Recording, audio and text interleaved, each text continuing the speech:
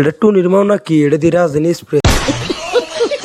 Hello, আমি কারিমুল আবারও নিয়ে এলাম তোমাদের মাঝে ছোট্ট একটা মিনি ব্লগ। ভিডিওটা স্কিপ না করে ভিডিওটা ফার্স্ট থেকে শেষ করে দেখতে। আজকে আমার সুন্দর দেখাতেছে, তাই না? আজকে কি টুনি মেরে দেখতে পারমু?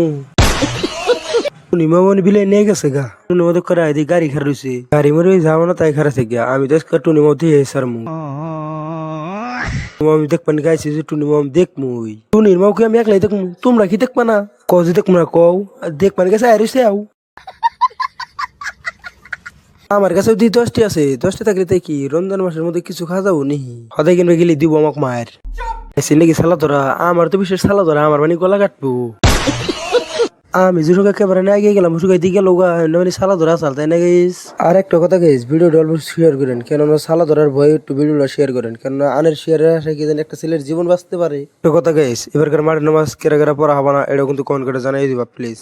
এটা টুনির মাও নাকি? এটা দিয়ে রাজধানী স্প্রে।